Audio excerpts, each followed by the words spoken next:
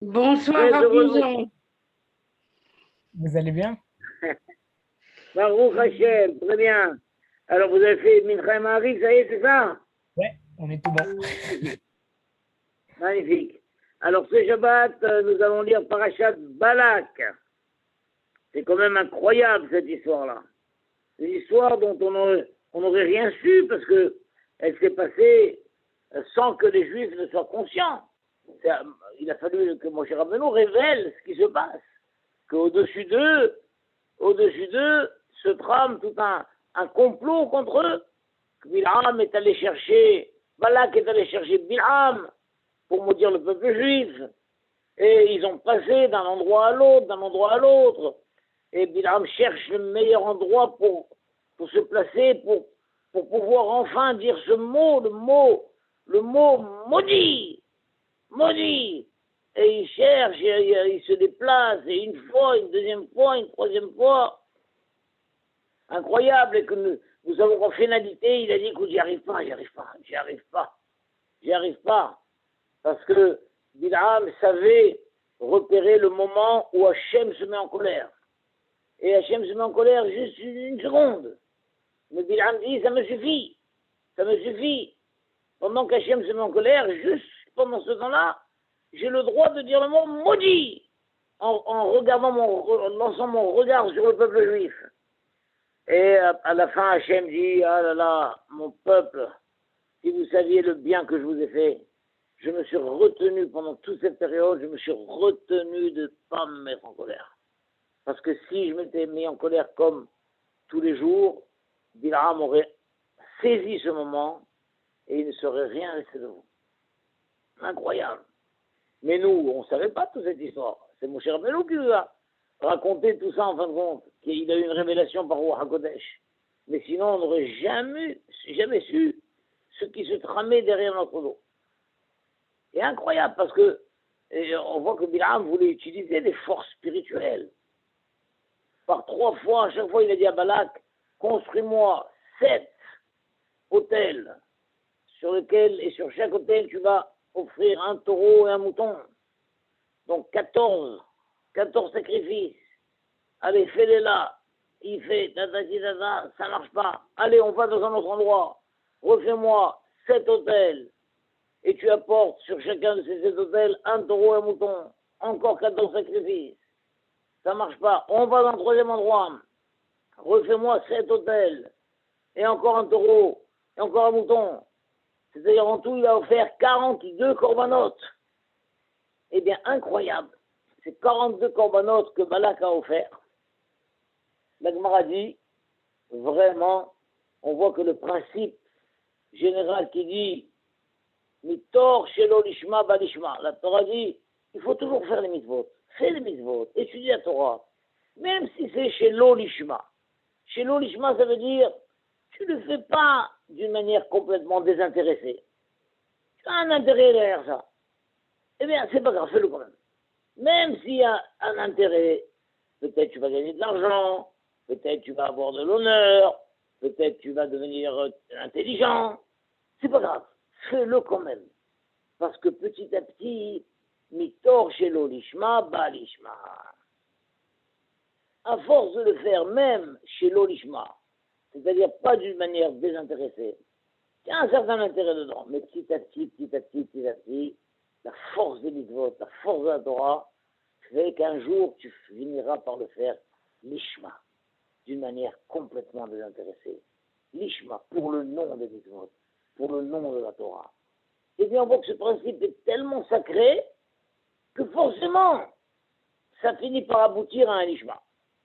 Mais chez Balak, on voit rien. On voit pas qu'à la fin, il a fini par faire les corbanotes l'ishma. Là, il a fait 43 corbanotes chez l'olishma. 42 corbanotes, pardon, chez l'olishma. Puis c'était uniquement dans le but que ces corbanotes puissent donner la force à Bilham de maudire le peuple juif. Ah, c'est dramatique ça. Où on voit que ça s'est terminé par un lishma en fin de compte. Eh bien, l'Agma dit un secret. C'est que des fois, le lishma, ça ne va pas être chez la personne elle-même. Le lishma, ça peut se ressortir chez les descendants. Tu peux avoir un monsieur qui a fait la Torah et les mitzvot chez l'Olishma, et il n'arrive jamais lui-même, en fin de compte, au Lishma. Mais c'est pas grave, le Lishma sortira chez un de ses descendants. Et c'est ce qu'on trouve chez Balak, puisque qui a fini par descendre de Balak? Incroyable. Cet homme qui voulait maudire le peuple juif, mais qui d'un autre côté a fait des corbanotes, et finit par sortir, Ruth la Moabite qui s'est convertie au judaïsme, et qui est devenue l'arrière-grand-mère de David Améler, puisqu'elle a eu un fils, Ruth elle a eu un fils qui s'appelle Oved, Oved a eu un fils qui s'appelle Ishaï, et Ishaï a eu un fils qui s'appelle David. Donc David Améler est l'arrière-petit-fils de Ruth, qui descend de Balak. Et le fils de David, Shlomo Améler, le jour où on a inauguré le Beth Amikdash, Shlomo Améler a offert 1000 korbanot. 1000 korbanot, vous vous rendez compte, en un jour, 1000 korbanot. Haramim disent d'où c'est venu cette idée de faire 1000 korbanot? Eh bien, Haramim nous révèle quelque chose d'incroyable. C'était la conclusion des 42 korbanot de Balak. Balak a fait 42 korbanot chez l'Olishma, mais on a une garantie que toute action belle, même si elle est chez l'Olishma, finira par donner un Lishma. Ça n'a pas été chez Balak lui-même, ça a mis du temps, et bien c'est sorti chez un descendant, chez Shlomo Melech, qui le jour de l'inauguration du Beth Amikdash a offert 1000 korbanot. C'est pourquoi lorsque nous allons lire cette paracha et qu'on voit qu'il lui dit « Fais-moi 7 misbechot ici, et approche-moi un taureau et un mouton », ça ne marche pas, refais ça là-bas, alors on ne doit pas se dire « Mais quelle perte de temps, ça ne servait à rien ». En fin de compte, ces korbanot ont porté leurs fruits, puisque Shlomo Melech a offert 1000 korbanot. C'est une folie. Donc pour nous aussi, il faut savoir, faisons le bien, faisons les mitzvot, étudions la Torah, et même si on n'est pas convaincu de la valeur du lishma, fais-le quand même. La plupart du temps, tu deviendras toi-même lishma. Mais si tu sens que toi-même tu n'es pas devenu lishma, ça sortira chez un de tes descendants, c'est sûr. C'est sûr. Voilà. Alors maintenant, donc, tel qu'on voit, toute la paracha, on la connaît, chaque fois qu'il a voulu maudire, Hachem lui a mis quelque chose dans la bouche et il a béni. Il voulait maudire, il a béni. Il voulait maudire, il a béni. Il voulait maudire, il a béni. Et la troisième série de malédictions qui sont devenues bénédictions, c'est peut-être la troisième série qui est la plus célèbre, puisque là, c'est là où il sort le fameux Ma tovu ohalecha Yaakov mishkenotecha Israel. Ma tovu ohalecha Yaakov mishkenotecha Israel. Dans tous les groupes de mouvements juifs de jeunesse, alors on chante ça en chorale. Ma tovu ohalecha Yaakov ishkenotecha Israel. Et hop, le deuxième groupe chante en même temps, et ça fait une très jolie chorale. Et il y a plusieurs nigonim, il y a Ma tovu ohalecha Yaakov ishkenotecha Israel. Ma tovu ohalecha Yaakov mishkenotecha Israël. Et tous les nigonim, tout, quel beau passouk, c'est l'un des psukim les plus célèbres de la Torah. Que sont belles tes tentes, Yaakov, et que sont belles tes demeures, Israël. Kin halim nitayou, elles s'étendent, les tentes là, elles s'étendent comme un fleuve qui coule, à perte de vue. Binami, voyez le campement d'Israël à perte de vue. Ça s'étend, comme un fleuve qui s'écoule. Kegagnot ale naham, comme des jardins au bord d'un fleuve. Ka'alim Natan Hachem comme les tentes du Gan Eden que Hachem a plantées. Karazim Alemaïm, comme des cèdres au bord de l'eau, etc., etc. Qu'est-ce que c'est beau tout ça, qu'est-ce que c'est beau. Alors, les Mefarshim, évidemment, veulent nous expliquer qu'est-ce qui se cache derrière toutes ces belles images.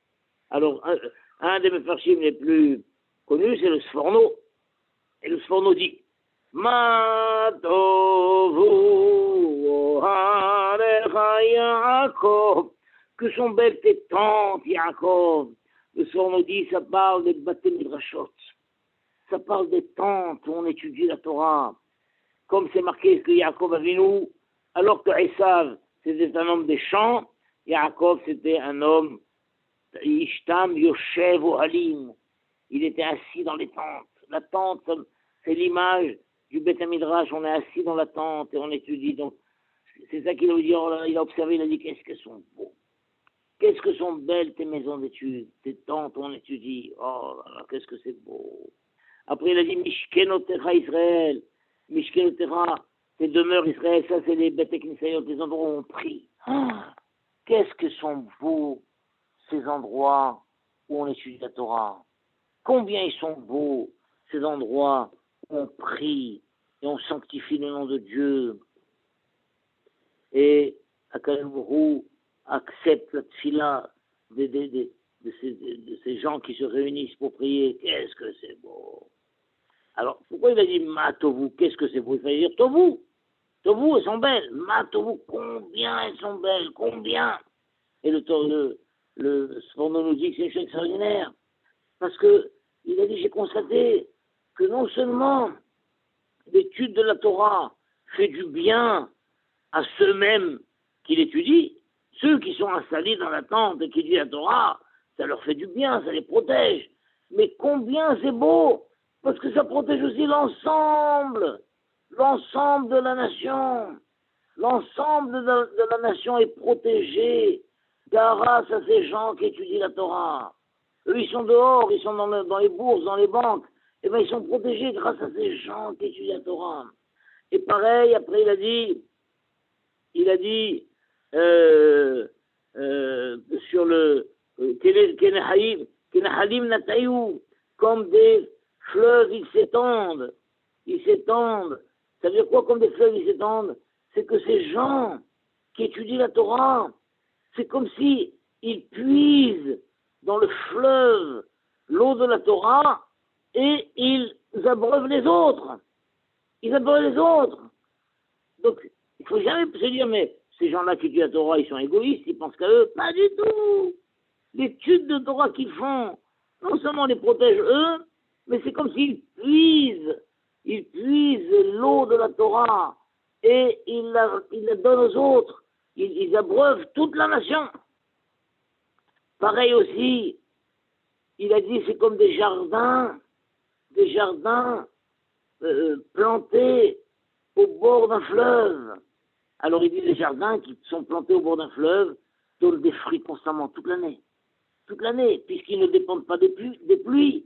Donc même quand c'est pas la saison des pluies, eh bien ça donne quand même des fruits, puisqu'il y a l'eau du fleuve. Ça c'est quoi?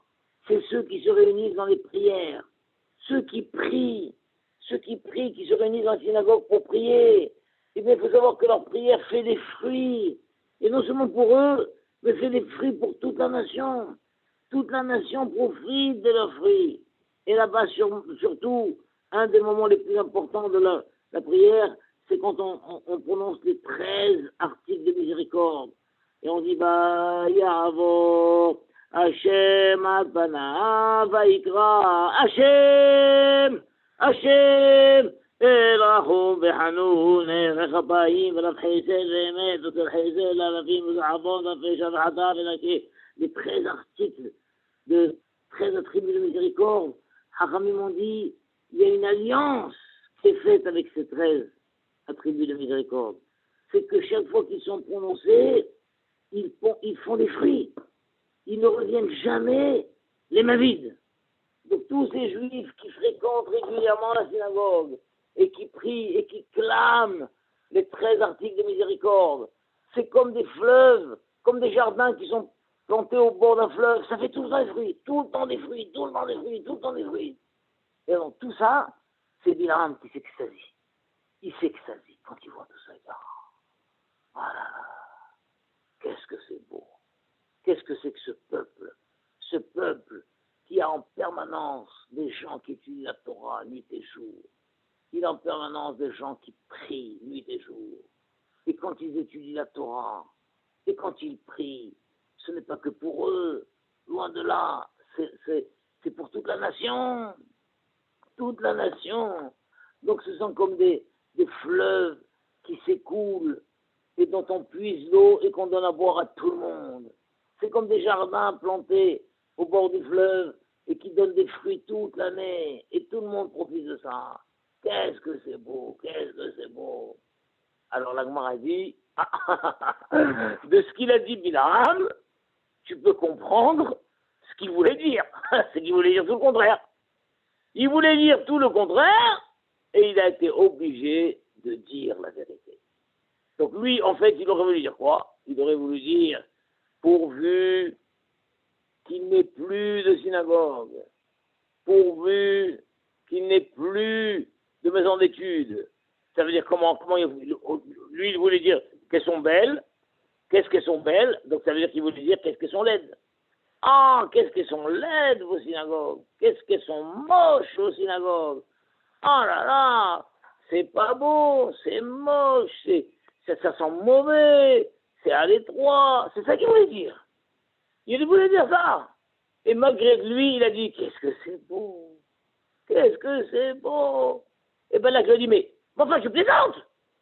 T'es en train de dire tout le contraire. Je veux pas. Moi, j'ai envie de le dire. J'ai envie de dire qu'est-ce qu'elles sont moches, qu'est-ce qu'elles sont laides. Ah, j'aime, il me force à dire ça. Et alors quoi? Lui, il voulait dire qu'est-ce qu'elles sont moches, et quoi?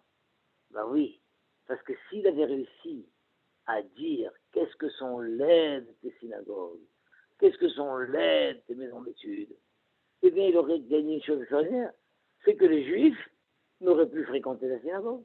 Il aurait donné un sentiment aux Juifs qu'en allant à la synagogue, ah, c'est laid, c'est moche, c'est étroit, on étouffe, ça sent mauvais, on respire pas. Là, là. Il voulait donner un dégoût de la synagogue. Il voulait donner un dégoût de la synagogue. Et bien, s'il y a un dégoût de la synagogue, eh ben, c'est gagné. Les synagogues seront bientôt désertes. Les yeshivot seront désertes.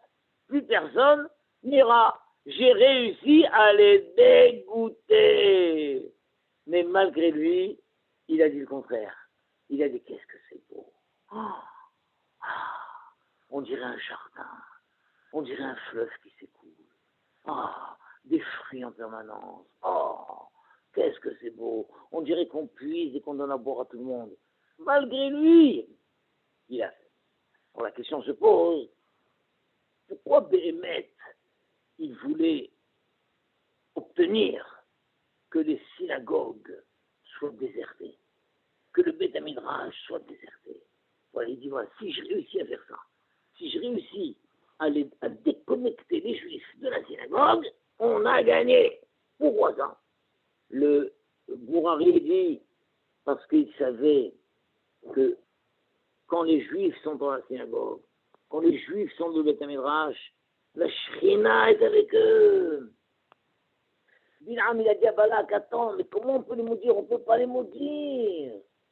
Tout le temps où la Shrina est avec eux, on ne peut pas les maudire. Il faut créer une coupure entre eux et la Shrina. Ah voilà, il ne veut pas dire, fais. Il dit voilà, le seul moyen d'obtenir la coupure entre les Juifs et la Shrina, c'est de faire en sorte que les Juifs désertent les synagogues. Si on réussit à ce que les Juifs désertent les synagogues, ils ne vont plus à la synagogue, ils ne vont plus au Beth Midrash, ils ne vont plus à la yeshiva, ça y est, on a gagné. On a créé une coupure entre eux et la Shrina. Et une fois qu'on aura créé la coupure entre eux et la Shrina, ça y est, ça on les maudit, ça devient un jeu d'enfant de les maudire. Un jeu d'enfant. Et c'est pour ça qu'Hachem a dit, voilà, ça c'est la chose la pire. Sur tout ce qu'il a voulu maudire, Parce qu'il a voulu me dire d'autres choses, vous le verrez dans le texte, il a voulu me dire que la terre d'Israël devienne sèche, il a voulu me dire que la royauté s'interrompt, tout ça et tout. Bon, c'est pas trop grave ça, pas trop grave, pas trop grave, pas trop grave. Mais quand il a voulu me dire que les Juifs éprouvent un dégoût de la synagogue, qu'il n'est plus envie de la synagogue, ça c'est très grave. Ça c'est très grave parce que ça, c'est le point central qui fait que le lien entre Hachem et les peuples juifs existe toujours. C'est-à-dire, tel qu'on le dit maintenant, si on dit bien que le Beth Amikdash est détruit, c'est bien que le Bourou est quand même là, que chaque endroit, Arba Amot Shenara, il suffit d'une petite pièce, Arba Amot, 2 mètres sur 2 mètres, une petite pièce de 2 mètres sur 2 mètres, dans laquelle 2 étudiants sont là en train d'étudier la Torah, en train d'étudier la Torah, hop, Hachem est là-bas. Hachem est là-bas. D'accord? Donc, le Beth Amikdash a été détruit, c'est un drame. Un drame. Mais c'est pas encore si grave. Parce que la Shekhinah se retrouve encore. Mais par contre, le jour où il n'y aura plus Hazve Shalom, la moindre petite pièce, où il y aura 2 juifs qui étudieront la halakha, ça c'est une chose terrible. Et c'est ça que Bilham il voulait obtenir. C'est fini qu'il n'y ait plus une seule tente, où on étudie la halakha, qu'il n'y ait plus aucune tente dans laquelle les prières sont prononcées. Ah là là, si je réussis à faire ça, ça y est, je coupe définitivement le lien de Shrina entre les Juifs et le pays Israël. Attention, vous vous rendez compte? Et on voit que quoi? La Gemara dit une chose incroyable. C'est que, avec le temps, en vrai, toutes les malédictions que Bilham voulait faire, elles se sont réalisées. C'est incroyable. C'est-à-dire que bien qu'Hachem a neutralisé la bouche de Bilham, mais la pensée négative de Bilham, Hachem n'a pas pu la neutraliser. Chacun a son libre arbitre. Hachem a pu ponctuellement lui bloquer la bouche. Il dit non, tu dis pas ça. Non, tu dis pas ça. Bon, alors il a dit. Mais dans son cœur, donc lui voulait dire qu'il n'y ait plus de royauté en Israël. Il a été obligé de dire qu'il y ait toujours la royauté en Israël. Mais en disant les mots qu'il y ait toujours la royauté en Israël, lui pensait qu'il n'y ait plus de royauté. Et en fin de compte, la Gemara dit, toutes les pensées négatives de Bilham ont fini par se concrétiser et se réaliser tout au long de l'histoire. Et c'est pour ça que le peuple juif a été en exil, c'est pour ça que la sécheresse est venue s'abattre sur la terre d'Israël, et c'est pour ça que la ligne des rois s'est coupée, et c'est pour ça qu'il y a eu des destructions de Amikdash, c'est pour ça qu'il y a eu tous les malheurs que le peuple juif a connus dans son histoire. Tout ça, c'est une conséquence de la klala de Bilham. Cette klala qu'il n'a pas pu prononcer le jour même, mais qu'Hachem a contrôlé pour faire qu'il dise le contraire, mais avec le temps, la klala s'est réalisée. Sauf une seule, telle qu'on dit, Vayafor Hachem et ta bracha et ta klala li bracha. Akel Bourou a transformé la klala en bracha. Il n'y a pas marqué les klalot en brachot. Qu'Hachem a transformé les malédictions en bénédictions. Non. Toutes les malédictions sont devenues malédictions. Mais il y a une malédiction que ça, Hachem a contrôlé qu'elle soit tout le temps bénédiction. Hachem a inversé pour toi la malédiction en bénédiction. Et c'est laquelle? C'est celle de Beth-Iknet. Beth-Iknet, c'est Beth-Iknet. Le Matovu ou Alecha Yaakov, il est resté. Il est resté. C'est le seul. Pourquoi? Parce qu'en fin de compte, c'était la bracha la plus importante. Et à l'inverse, la klala la plus grave.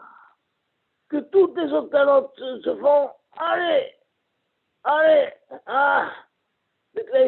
que le clan Israël passe d'exil en exil, et de pogrom en pogrom, et de tout. Allez, tant que là où le clan Israël va, partout, tant qu'il y aura toujours un endroit consacré à l'étude, un endroit consacré à la prière, et tant qu'il y aura toujours encore des juifs qui se réuniront dans ces endroits et qui étudieront, alors le lien sacré qui lie le peuple juif à la Shekhinah est toujours là, est toujours là. Et ça qu'Hachem dit au peuple juif, vous ne savez pas le bien que je vous ai rendu.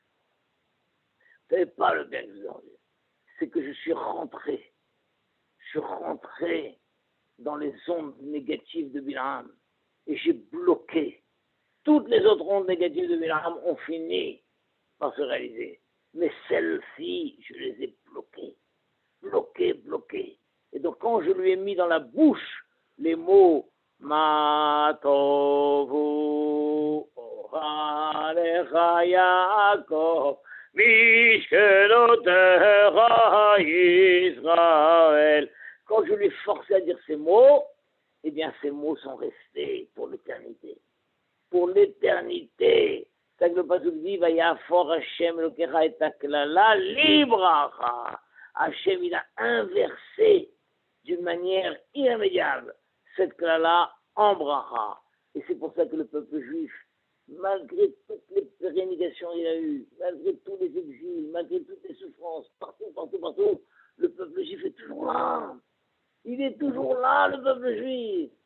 Grâce à quoi? Grâce au fait que partout où les juifs vont, ils se débrouillent pour ouvrir un petit endroit dans lequel on peut étudier, dans lequel on peut prier.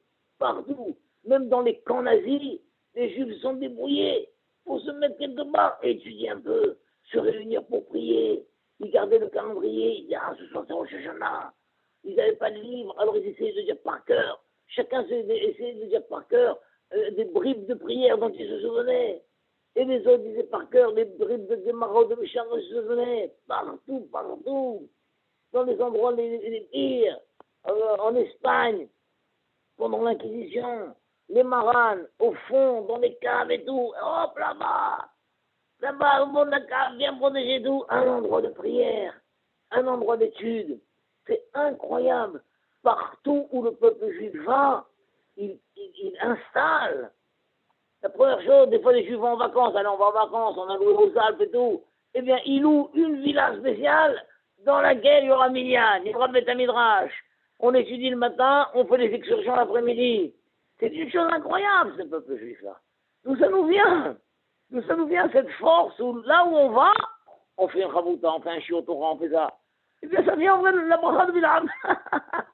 Bilam, qui malgré lui, a dû s'exclamer. Combien sont belles tes tentes, Yaakov, combien sont belles tes demeures Israël, combien c'est beau. Et ça, c'est resté pour l'éternité. C'était ça ce que Bilam cherchait. Et quand il n'a pas réussi, la Torah dit que Balak, il a tapé les mains les unes sur les autres, il s'est retenu, il avait envie de lui mettre un coup de poing à la figure. Il a tapé, il a dit mince alors, ça fait 3 fois que tu fais le coup, je ne comprends pas. Je t'ai appelé pour les maudire. D'accord, t'as pas maudit. Mais qui t'a dit de me bénir en plus? Je me retiens, j'ai envie de te mettre 2 paires de claques. Dégage, il lui a dit, dégage. Incroyable. Cet homme-là, qui avait été accueilli avec plus grand kavod et tout, il a dit, dégage ici, je ne veux plus te voir. Ça ne prêtera pas un sou. Ça ne prête, dégage ici. Incroyable. Et toute cette histoire, on l'a dit, et on n'était pas au courant. On n'était pas au courant que ça se passait tout ça. C'est Akadosh qui a révélé à Moshe, et Akadosh a dit, écris cet épisode dans la Torah. Écris, je veux que les peuples juifs le sachent, cet épisode de mal qu'on a cherché à faire, et combien j'ai contrôlé. Mais en fin de compte, j'ai pas pu tout contrôler, puisque les malédictions, effectivement, se sont abattues, mais la pire des malédictions, ça, je l'ai contrôlé totalement.